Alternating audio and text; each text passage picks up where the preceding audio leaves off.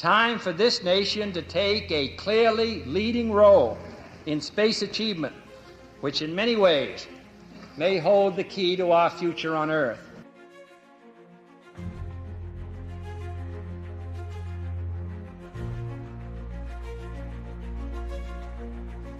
It's one small step for man, one giant leap for mankind.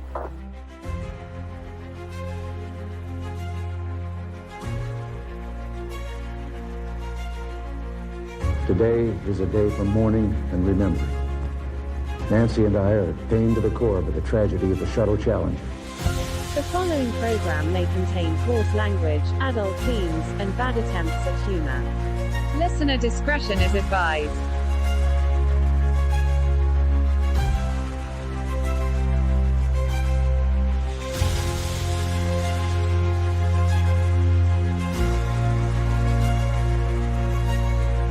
What is President Trump's goal? What is his vision? He wants to put an American flag on Mars.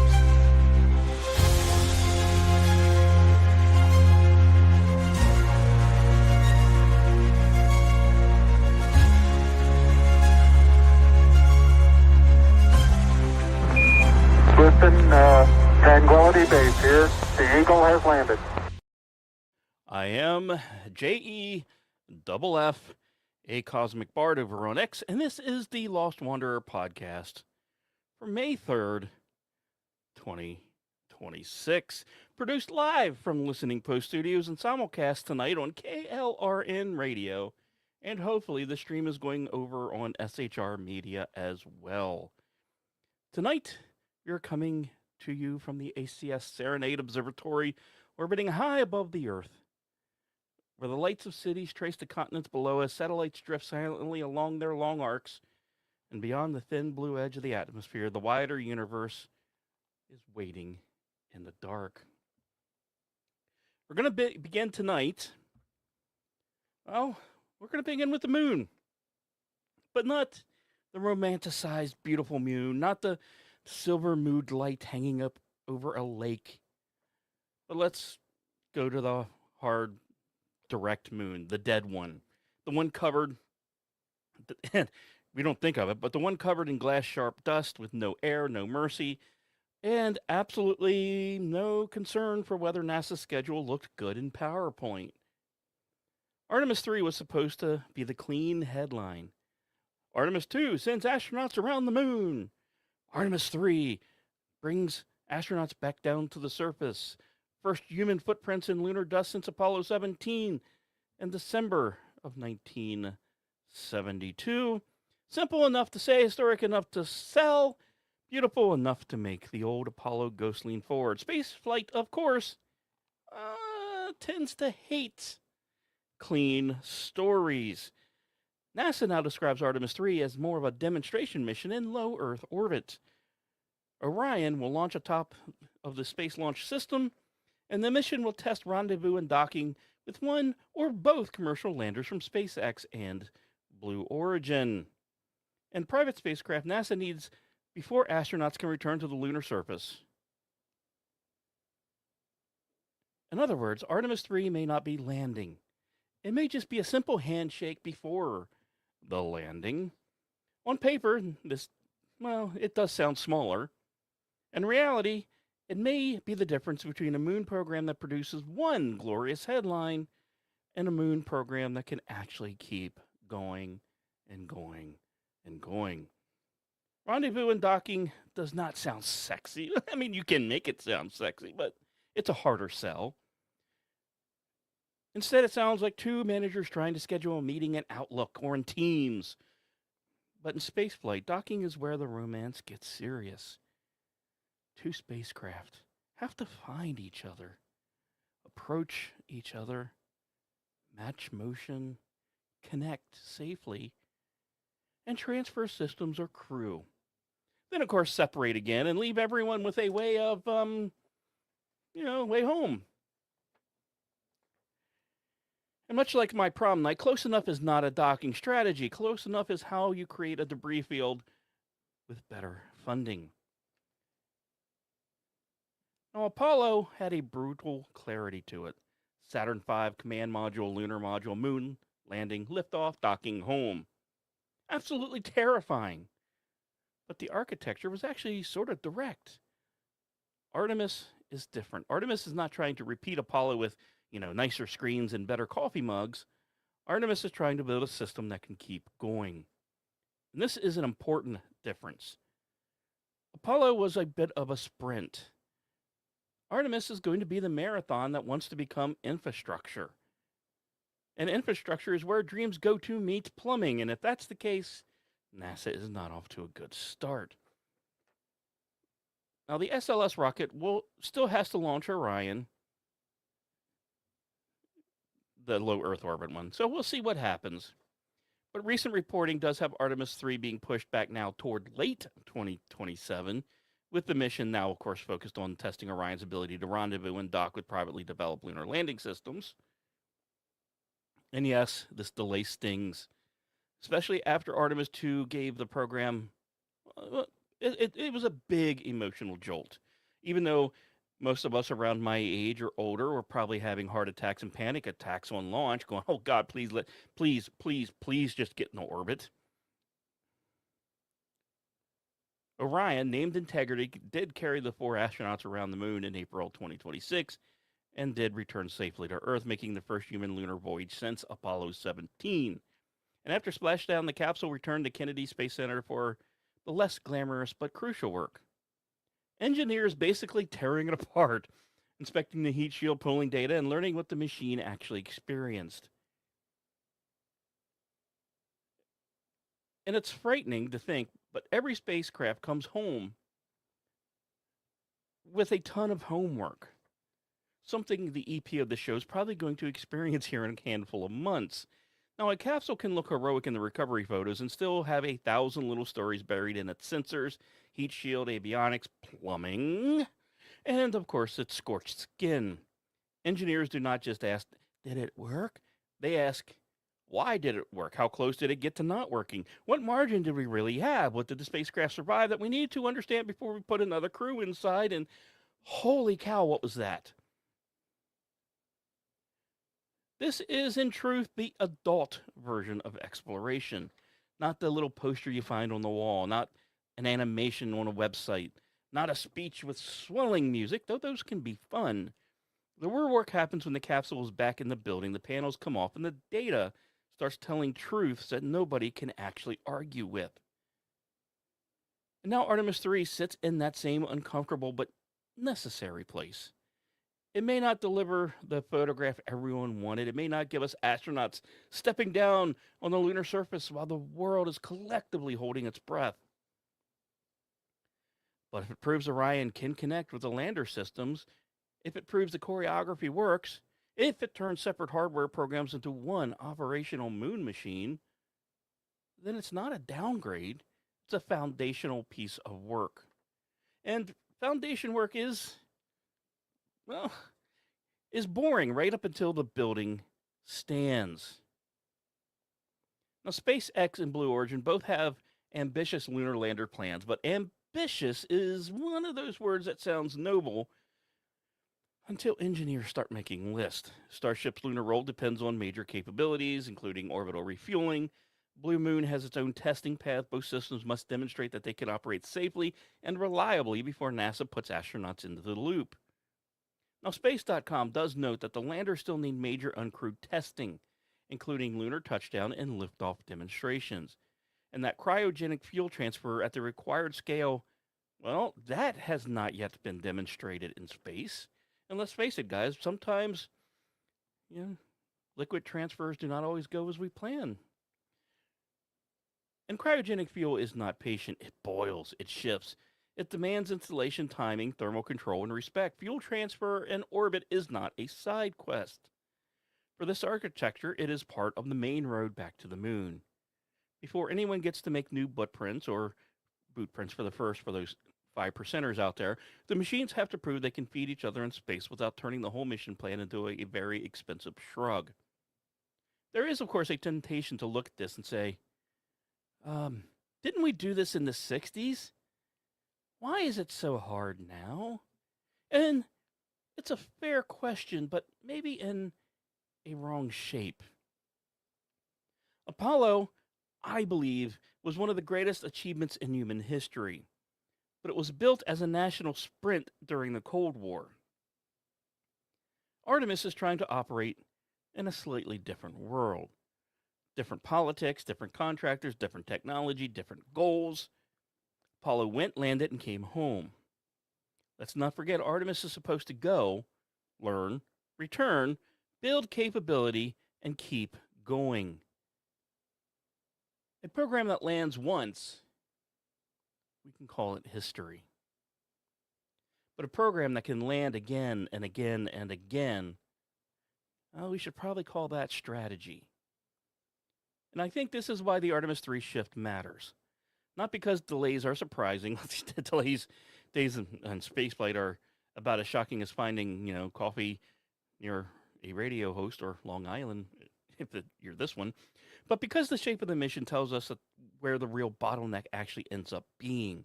The hard part is no longer that launching of Orion. The hard part is making Orion part of the larger transportation ecosystem.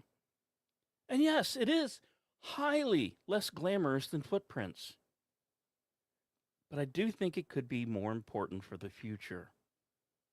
Because somewhere above all of us, the moon, it waits.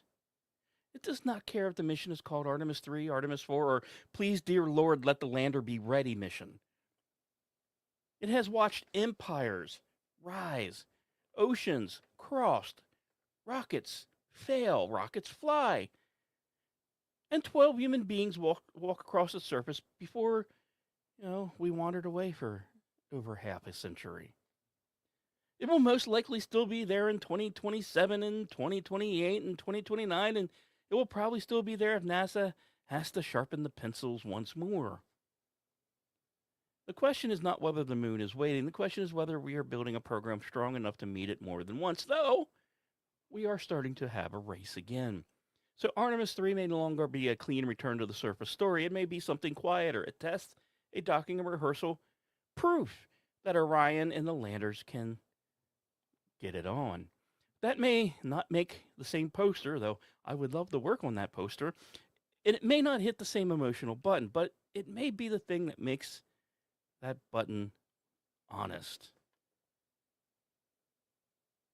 And it may be the things that makes not one, not two, not even 12, but potentially hundreds and thousands and tens of thousands of footprints possible.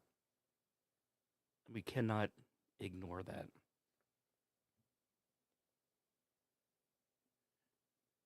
Though the funny thing about building a space station for lunar orbit is that most people assume the hardest part happens near the moon. Vacuum, radiation, thermal swings, docking, orbital mechanics, all the deep space goblins waiting outside with a wrench and a bit of a grudge. But sometimes the problem shows up before the hardware has even launched. Take, for instance, NASA's Lunar Gateway is supposed to be part of the Artemis future, a small station in lunar orbit, a place to support astronauts, science, docking, and future trips down to the surface. Not a moon base per se, more like a harbor parked in deep space where crews can stage the next phase of the journey.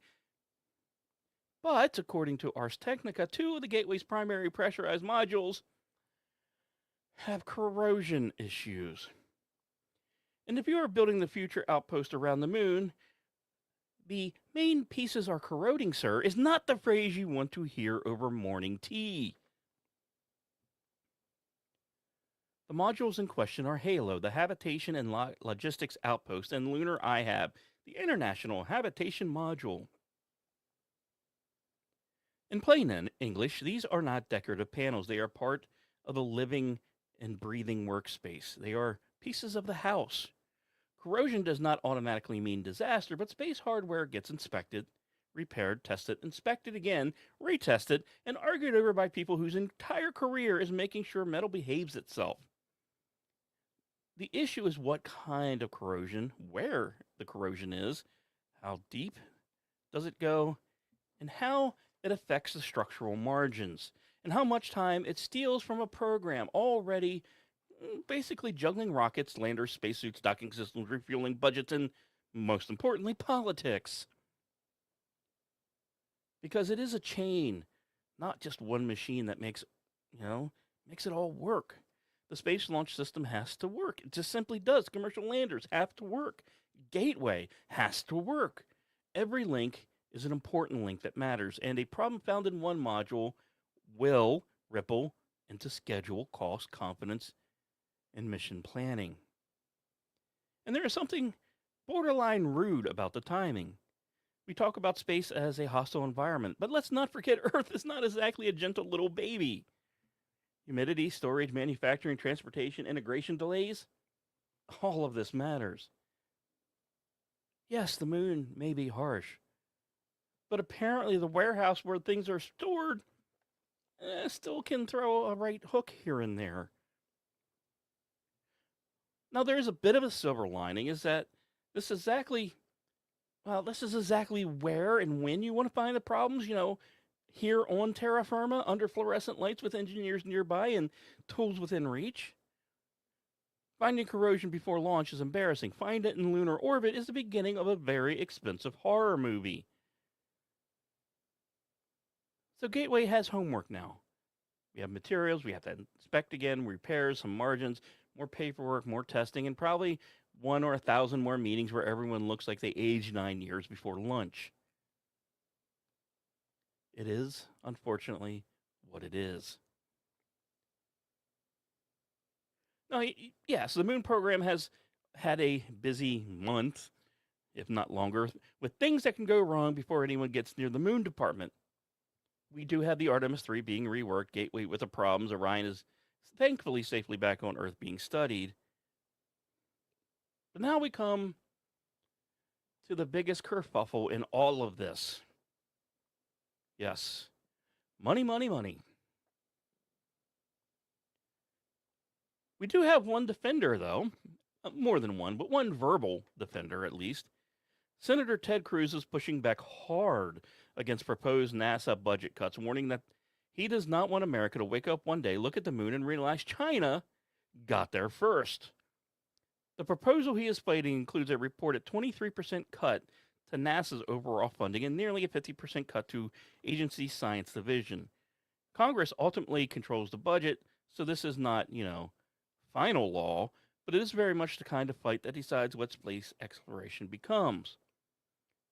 Now, it's important to note, yes, Senator Ted Cruz is protecting his home state of Texas, where a lot of this does, take place.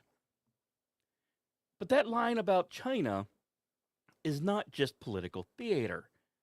I mean, it is politics, so there is always at least some, theater. But the concern in that line is real. The moon has become a scoreboard once more.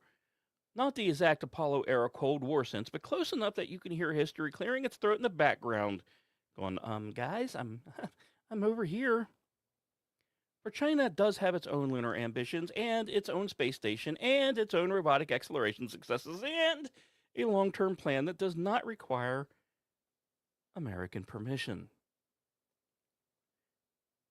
NASA does not operate in a vacuum, even when its spacecrafts mostly do. It operates inside budgets, election cycles, committee hearings, contractor networks, international partnerships, and public patience. As horrible as this sounds, a moon program can survive technical problems if the political support holds strong. It can survive political fights if the hardware keeps moving. What gets dangerous is when both start wobbling uncontrollably like weeble wobbles at the same time. And there's also a second piece here that deserves some attention, NASA science. Artemis, of course, gets the big headlines because astronauts and rockets are easier to sell than planetary probes and astrophysics budgets. But NASA science work is a quiet engine underneath much of what the public loves about space. The same proposed budget would reportedly cut science funding from around $7.25 billion to $3.9 billion, putting dozens of missions at risk, according to critics and space advocacy groups. And I know, I'm right there with you. A hard look at what we should fund and should cut is necessary. But let's make sure we're not brushing with a, wide brush here. Let's be a little smart. And that matters because exploration is not only go there, hey, let's go here. But a part of exploration is also understanding what we found. Yes, the moon program needs rockets, landers, suits, and stations.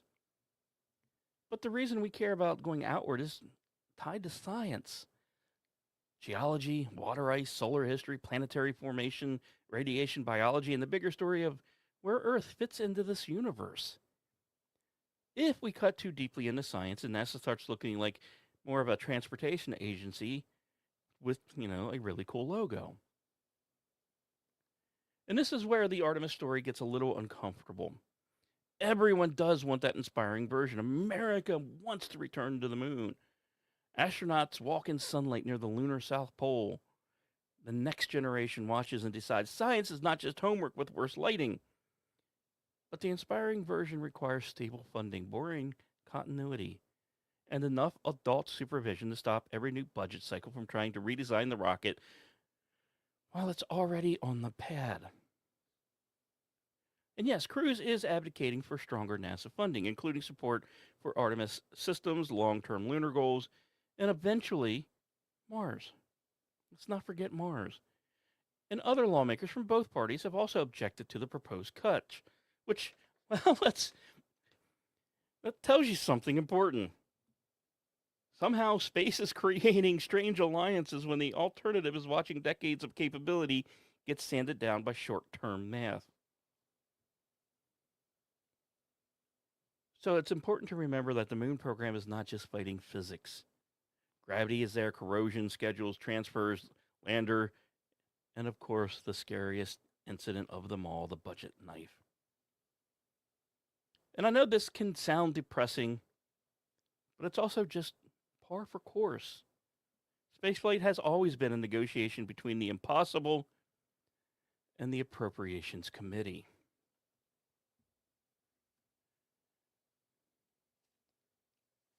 But let's come back a little, talk a little closer to Earth instead of the grander dreams of the moon and the Mars and beyond. Because we have something that's, keeping our little orbital house stocked. Northrop Grumman's second Cygnus XL cargo spacecraft, named the SS Stephen R. Nagel. Thank God it wasn't Steven Seagal. Launched from SpaceX Falcon 9 from Cape Canaveral on April 11th and arrived at the ISS on April 13th.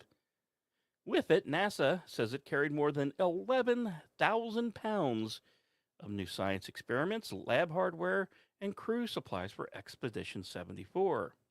Now, this is, of course, a glorious way to say it. The honest way is the station got a very large delivery order. And yes, Cygnus XL is a bigger version of Northrop Grumman's cargo ship, built with more payload capacity and pressurized volume than the earlier Cygnus vehicles had. This matters because the ISS is not just a laboratory. We have to remember, it's a home, a workshop, storage room, hell, a gym, and, well, as we unfortunately learned recently, a medical bay, and occasionally the weirdest break room in human history.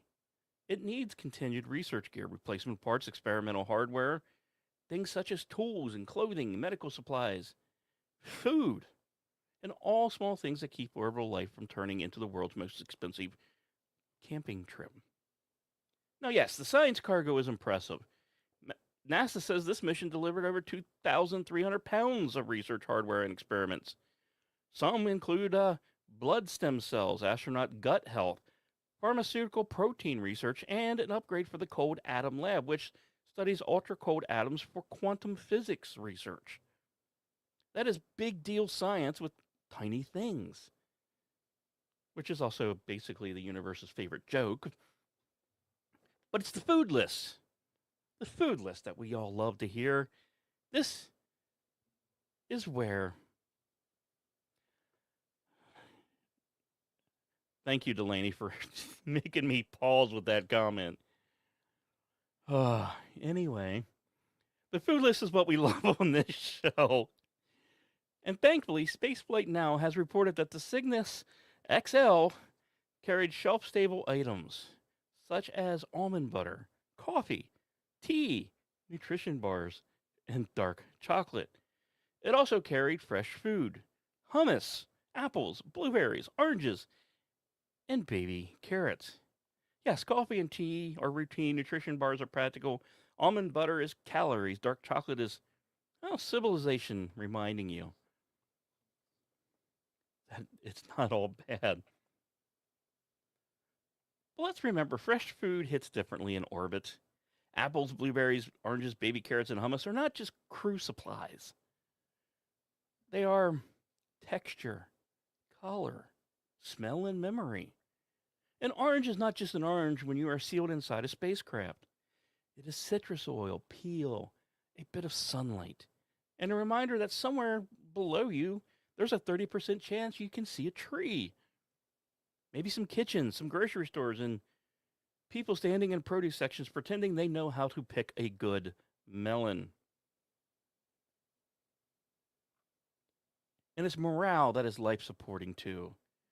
I know some will say officially maybe, oxygen, water, pressure, temperature, and power, of course, always get the top billing, but try telling a crew that has spent months in orbit that fresh fruit does not matter.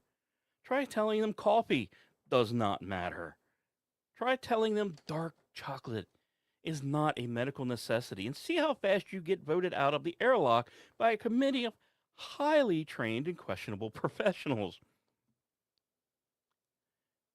Cargo missions are the bloodstream of a space station. They do not always get the romance of crew launches or moon missions, but without them, the whole thing stops working. But this wasn't the only one. A few days after the Cygnus XL arrived at the International Space Station, another cargo ship pulled into the orbital driveway with a much more blunt mission profile: food, fuel, supplies, and eventually trash. It was Russians. Their Progress 95 cargo ship that launched on a Soyuz rocket from the Baikonur Cosmodrome on April 25th and docked with the station on the 27th, bringing about 3 tons of cargo to the Expedition 74 crew.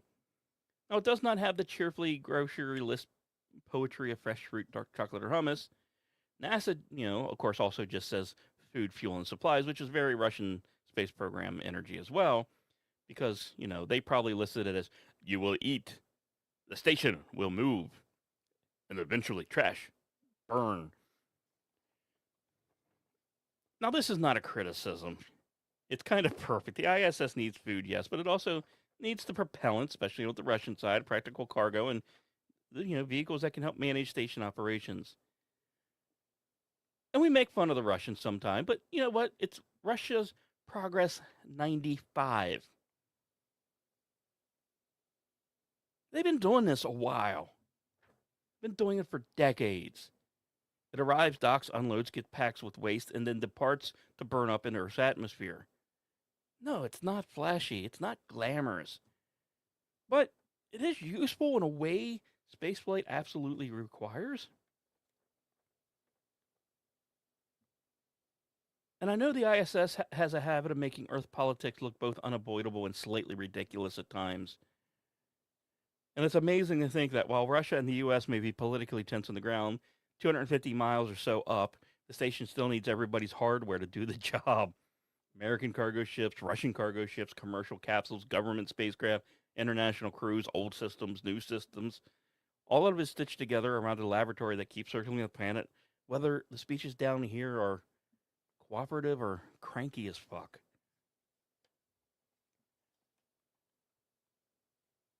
And while we're speaking Russia, it should be pointed out, they did make news on the launch side as well. With the debut of Soyuz 5, a new homegrown rocket. Where they found the money, no one knows. But hey, congrats. A successful first flight mattered because Russia's space program has been dealing with aging infrastructure, admittedly sanctions pressure, commercial competition, and that long-term Russian need to prove it can still build and fly modern launch vehicles. Now, one good debut does not solve all of that, And rockets, a first flight is not a career, it is more of an audition. But it is intended as a medium-lift vehicle, part of Russia's attempt to modernize beyond older systems and keep a foothold in the launch system. And for that, we should applaud them. And with that, we're going to take about 5 minutes. And when we come back, we'll leave the hardware behind and head into what may be, to many, the stranger half of the show. We got particle collisions and maybe some quantum gravity, black holes, radiation shields. Apophis. And guess who may be coming back? Well, find out in the second half. We'll be right back.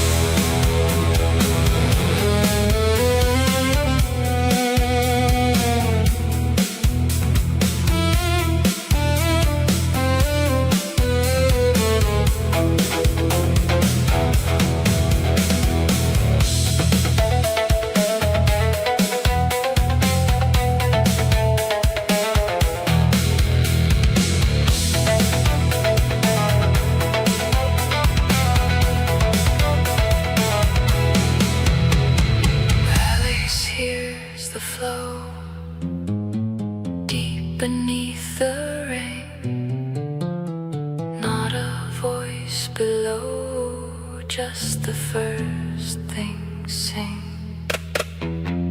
Still we build below, still we chase the glow, still the first fire calls down the rabbit hole, down the rabbit hole, past the iron coal, where the first fire burns in the shards we hold.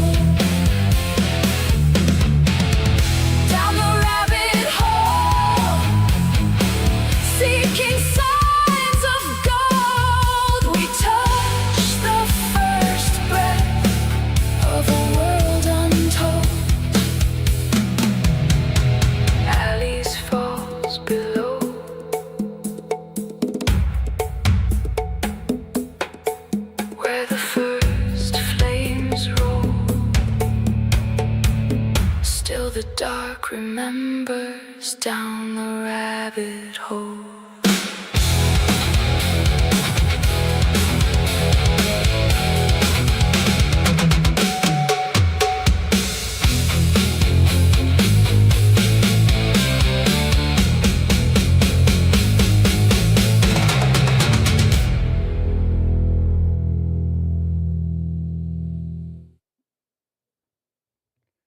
And coming out of break, we're going to stay a bit with the Alice theme.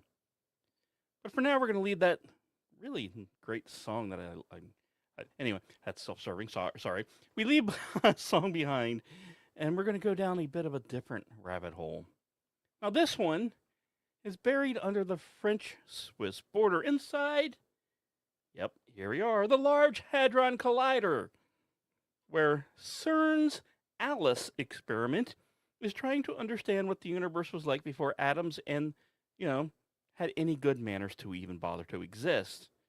And yes, ALICE stands for a Large Ion Collider Experiment, which is one of these names that sounds like the scientists were allowed exactly one joke, and not a bad way to spend it. The experiment studies quark-gluon plasma, a state of matter thought to have filled the universe in the first tiny moments after the Big Bang. Before protons and neutrons settled down into that familiar furniture of matter, quarks and gluons, we're moving in a hot, dense, almost liquid-like soup. Now, of course, it's not like soup that you would, maybe serve during the intermission or pre-game. More like the universe before it, had any bowls to store the soup. Normally, scientists look for quark-gluon plasma by smashing heavy atomic nuclei together at extreme energies. Big collision, big heat, big pressure, tiny droplet of early universe weirdness. That made sense. If you want to recreate the conditions just after the Big Bang, you would assume you need the particle physics equivalent of hitting two freight trains together while both happen to be on fire. But the new ALICE result is interesting because the signs of this primordial plasma may be showing up in smaller collision systems too. CERN, the good guys, says the ALICE collaboration has seen new evidence tied to quark-gluon plasma behavior in proton-proton and proton-nucleus collisions, raising the possibility that the strange early universe state can form in smaller systems than even the physicist once expected. Now, one of the clues is something called anisotropic flow, which is a fancy way of saying the particles do not spray out randomly, that instead they show patterns. They seem to move with preferred directions, as if the collision briefly created a tiny flow media before it broke apart and the particle detectors could see. Now, Space.com notes that ALICE team found baryons, particles made of 3 quarks, flowing more strongly than mesons, which are made of quark and anti-quark. Now, if you want to know more about this, I do recommend the show I did on ITC. Look it up in the archives. And that pattern fits the models where quarks combine or coalesce out of a plasma-like state. And that is part that makes this feel a little bit less like big machine makes tiny little explosion and more like, in a way, archaeology at the beginning of time. The LHC is not literally recreating the Big Bang.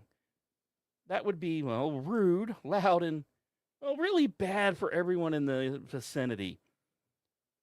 What it does is create little flashes of conditions similar to the early universe. Then ALICE reads the wreckage like a cosmic crime scene. Go figure. A woman likes crime reports. Anyway, the result is not the final answer. CERN, the good guys, are careful about that, and so should we. Some measurements still need more work, and the ALICE team is looking toward more analysis, including oxygen collision data recorded in 2025 to help pin down what is happening. Science rarely walks into the room wearing a cape and saying, "I have solved the universe." It usually is coming in the form of a spreadsheet with 3 caveats and one researcher who has probably not slept correctly since Tuesday of last week. Still, the possibility is kind of gorgeous. If quark-gluon plasma can form more easily than expected, then the early universe may be showing up in places scientists did not originally think to look. A smaller collision may still carry the fingerprint of matter before matter became familiar. So if you think about it, after taking the break, this is a pretty good place to land. Alice down below, not in Wonderland this time, but under Europe, watching particles fall through the oldest doorway we know. And we have CERN, the good guys, to thank for it.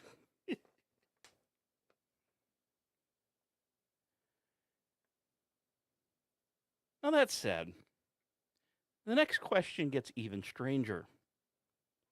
If matter itself was once a hot flowing soup of quarks and gluons, well, we have to ask, what the hell was gravity doing at the same time?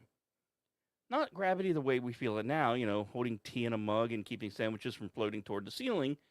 I mean, gravity at the beginning of everything, when the universe was so small, so hot, like that girl at Dunkin' Donuts I saw, and so dense, also kind of like the girl at Dunkin' Donuts I saw, that our usual rule books start glaring at each other from across the room. The problem is that we have two spectacularly successful descriptions of reality. But they're like ex-wife and ex-husband. They do not like sharing a table. General relativity from Einstein, everyone take a drink, explains gravity as the shape of space-time. It works amazingly beautifully for planets, stars, galaxies, black holes, and the large-scale structures of the universe. Quantum mechanics explains the behavior of particles and fields at tiny, little itty-bitty scales. And it works so well that modern technology is basically standing on its shoulder. But run the clock all the way back towards the Big Bang, and these two worlds seem to collide. The universe gets small enough for quantum effects to matter, but dense enough that gravity cannot be ignored. General relativity points toward a singularity, a place where density and temperature became infinite, and the math throws its hands in the air like it just don't care. Quantum mechanics says reality at that scale should not behave like smooth classical geometry. Somewhere in that collision is a missing theory people are calling quantum gravity. And a recent Space.com piece looks at one attempt to solve the problem, a framework called quadratic quantum gravity led by physicist Naish Apshorty and, of course, a handful of colleagues. The idea is not just to patch gravity with a little quantum duct tape, but to build a model that stays mathematically consistent at the extreme energies of the early universe. In physics language, the model aims to be ultraviolet complete, which sounds like either, a deep theory of creation or a very expensive tanning bed, or, hey, Orty's here, why not embrace the power of hand? But the interesting part is that the approach may naturally produce cosmic inflation. And this rapid early expansion usually added to cosmology as its own separate mechanism. Inflation helps explain why the universe looks so smooth on large scales, but physicists still argue about what caused it. If a quantum gravity model can make inflation emerge naturally, that is not just cleaning up the paperwork, that is potentially making the open chapter of the universe feels, well, kind of like two stories just thrown together, like peanut butter and chocolate. We know it goes together, but how? Who did it? What was the first person that came up with the idea? Now, this is not we solved the Big Bang, everyone can go home. The model still needs deeper theoretical work and observational tests. Scientists still need predictions that can be checked, well, against things like the primordial gravitational waves or subtle patterns in a cosmic microwave background. The ancient leftover glow from the early universe. That is how it goes. Theory makes a claim. And then the universe either nods politely or throws a chair up against your head for thinking that. Still, quantum gravity is one of those places where science gets beautifully humble. Gravity is the first force every child understands. Drop a spoon, fall off a bike, trip over your own feet in public, and, pretend you didn't mean it. But at the deepest level, gravity remains unfinished business. Einstein, go ahead, take another drink, gave us a masterpiece. Quantum mechanics gave us another masterpiece. And it's the beginning of the universe is where those masterpieces overlap badly enough that somebody, please, for the love of God, has to write a new score. And please, for everything that is holy, do not let it be Rush. We can build rockets, dock cargo ships, send astronauts around the moon, and smash particles, apparently under Europe, to study matter before atoms existed. But when we asked what gravity was doing at the first breath of the cosmos, the most honest answer is, let me get back to you on that. And of course, there's only one good way to leave quantum gravity, and that is to let's just discuss black holes for a minute, shall we? Black holes are already rude enough as objects. They take mass, crush it beyond ordinary comprehension. They actually warp space-time and put up a boundary called the event horizon, where escape stops being, an option, like that wedding from hell you had to attend 2 years ago. Cross that line, and as far as the outside universe is concerned, you're not coming back. But the light does not get out at all. The matter does not get out at all. And your dignity probably doesn't get out either, especially depending on how much you had to drink. Then the possible pedo Stephen Hawking came along and made the situation worse, which is usually what happens when the universe lets a genius, who's probably a pedo, touch the paperwork. Hawking showed that black holes may slowly emit radiation and eventually evaporate. Now, this does sound like good news until you ask what happens to the information that fell into the black hole in the first place. Now, quantum mechanics says information should not simply vanish. The universe should, in principle, keep all of its receipts. But if a black hole swallows matter, radiates away, and disappears, where did that information go? And that is why we have a thing called the black hole information paradox. And it has been annoying physicists for decades with the confidence of a printer jam 5 minutes before a meeting. Ask me how I know about that one. But a new idea, actually covered by popular mechanics, suggests one possible escape hatch may involve extra dimensions.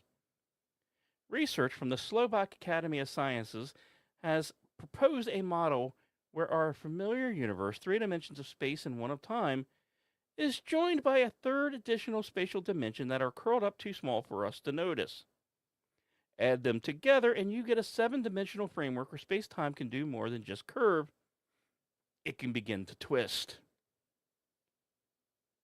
Now, this twist is the interesting part. The model uses something called a torsion field tied to a mathematical structure known as a G2 manifold. And yes, I know, it sounds like someone dropped a geometry textbook into a particle accelerator and said, hey, let's see what we come up with. But the basic idea is that these hidden dimensions may create a kind of structure that prevents a black hole from evaporating completely. Instead of disappearing all the way down to nothing, the black hole could stop shrinking at an unimaginably tiny size, around, say, 10 billion times smaller than an electron. And at that point, the leftover remnant might preserve the information that fell in. The black hole does not destroy the receipts, it suffers them into a cosmic lockbox so small the universe needs reading glasses, and I feel like this is a personal attack against me. But it is important to remember this is not confirmed science, it's a hypothesis, and testing it directly would require energies far beyond what our current technology can reach. Now, the researchers suggest that indirect clues might someday appear in gravitational waves or maybe the cosmic microwave background, but for now, this is very much of, mathematically it's interesting, experimentally difficult, like when you send your teenage daughter to college. But it is a real category in physics, and it's probably painted on a door somewhere at one of these universities, hopefully WPI. Now, still, the idea is fascinating because it shows how deep a black hole problem runs. A black hole is not just a monster in space, it is a stress test for reality. So we've talked black holes in 7-dimensional escape hatches. I know you probably have like, oh my God, Jeff, shut up already. I want to bring the weirdness back down to something you can imagine holding in your hand. And it's kind of cool. There's a new shielding material thinner than a human hair, stretching like rubber and potentially useful for protecting spacecraft, satellites, and future space technology from radiation. Researchers at South Korea's Korea Institute of Science and Technology, and no, Orty, they did not make this for bras, developed the material, which is, worth saying clearly because the future of space exploration is not coming just from one country, one agency, or even just one launch pad. Yeah, sometimes the breakthrough is a rocket, but we got to keep in mind, sometimes it's lab-made material so thin you could almost miss it if you blinked. And I know, South Korea immediately sends my brain to a very specific corner of YouTube. I'm imagining a camping version. Beautiful campers, flawless rain gear, suspiciously clean boots, heavy rain ASMR, and a radiation-shielded jacket that somehow makes surviving cosmic rays look kind of cozy. Okay, let's get back to the sciences before everyone's algorithms get some ideas. Now, the material is a composite made of carbon nanotubes and boron nitride nanotubes. The carbon nanotubes help block electromagnetic waves, while the boron nitride nanotubes help absorb neutron radiation. Put them together, and you got a flexible film that can deal with two different hazards all at once. And that matters because shielding has one eternal enemy in spaceflight: weight. Every pound added to a spaceflight that has to be launched, accelerated, protected, and paid for. Traditional shielding can be very heavy, stiff, and awkward, kind of like me watching South Korean camping videos, which is exactly what engineers do not want when they are building satellites, electronics, habitats, and so forth. A thin, flexible material that blocks electromagnetic interference and reduces radiation starts to look a lot less like a neat lab trick and more like something future engineers may quietly be falling in love with. And here's the thing, what's impressive.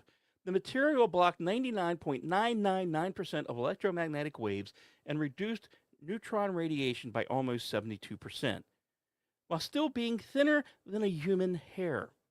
It also stayed stable across extreme temperatures from minus 196 degrees, or as I like to call it here, ex-wife temperature, to 250 degrees Celsius, which is a polite way of saying this stuff can handle conditions that would make most materials file a complaint with management.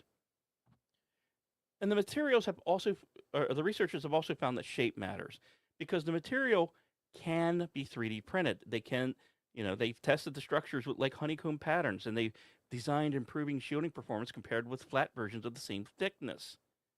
Kind of a lovely little engineering lesson. It's kind of cool.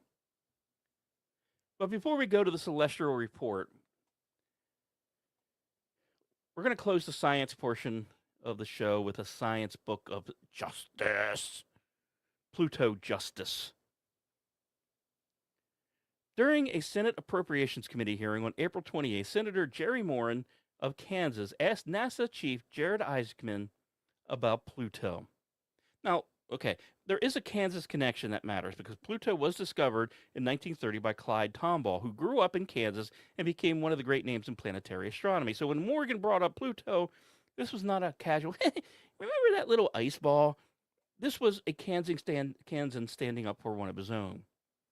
And to his credit, Isaacman did not dodge it. He said, quote, "I am very much in the camp of making Pluto a planet again," unquote. Which may be the most spiritually correct sentence spoken in government hearings since someone first asked why the copier refuses to print black and white just because the magenta ink is out. That one felt a little personal, too. He also said NASA is working on papers meant to elevate the issue through the scientific community and make sure Tombaugh gets the credit he so rightfully deserves. And, hey, friends, the Lost Wanderer podcast recognizes leadership when it hears it. Okay? No, of course, Pluto was reclassified as a dwarf planet. I mean, it still has planet in the name, but yet we can't call it a planet. Morons. In 2006 by the International Astronomical Union, or whatever they're called, I'm already getting pissed. Let's face it, it got demoted.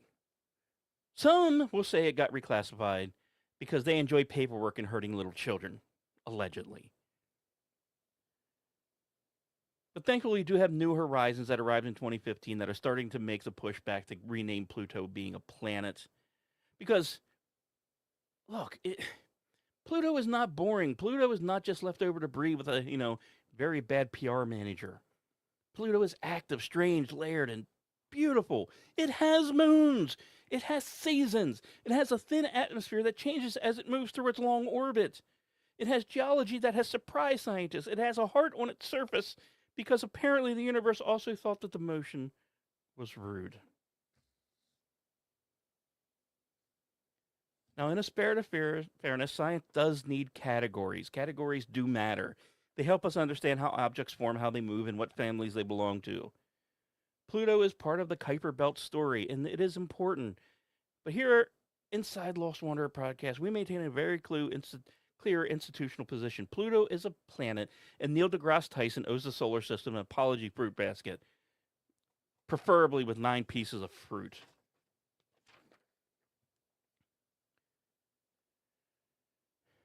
So we turn from the drama of the courtroom of Pluto, just slightly, to the sky above us, because May has decided to be generous. Not perfectly generous, mind you. This is astronomy, not room service. The universe gives us planets, meteors, moonlight, twilight, and then says, figure it out, nerds. The first big item is the Eta Aquarids meteor shower, which peaks around the night of May 5th into the early morning of May 6th. These meteors are pieces of Halley's Comet, which is wonderful because Halley itself will not return to the inner solar system until roughly 2061. But its old debris keeps showing up like cosmic glitter stuck in the carpet. Every year, Earth passes through the trail and little grains of comet dust hit our atmosphere at observed speeds, burning into those little quick white streaks we all call meteors. Now, the Aquarids are usually better for southern hemisphere where the radiant climbs higher in the sky, but we can still get a show in the northern hemisphere. The moon will be 84% lit, waning gibbous during the peak, and that bright moonlight is going to wash out some of the fainter, smaller ones, but hey, northern viewers still have chance for 10 to 30 meteors per hour. But with the moon involved, it'll vary a little bit based on that. So expect maybe 2 to 15, depending on where you live. May also is giving us a lovely run of planets around sunset. Jupiter is still visible in the western evening sky, sliding across the moon as the months move along. Venus, because Venus is ever the dramatic whore, will be even brighter. It appears in the evening sky as the month unfolds. Mercury joins the evening party later in the month. And of course, we cannot be Lost Wanderer podcast without knowing May will contain 2 full moons. One's already passed on May 1st, but the next one is coming up on May 31st, and we will have more on that on a future episode. So that's it for tonight's transmission. Thank you for tuning in whenever and however you do. Stay tuned for Sunday Night with Alan Ray coming up next. Special thanks to NASA, SpaceX, Space.com, Ars Technica, NASA Spaceflight, Popular Mechanics, and everyone out there keeping humanity's eyes on the stars. This has been the Lost Wanderer podcast. Until next orbit, I hope you enjoyed the show, learned a little something, and maybe had a laugh or two as well.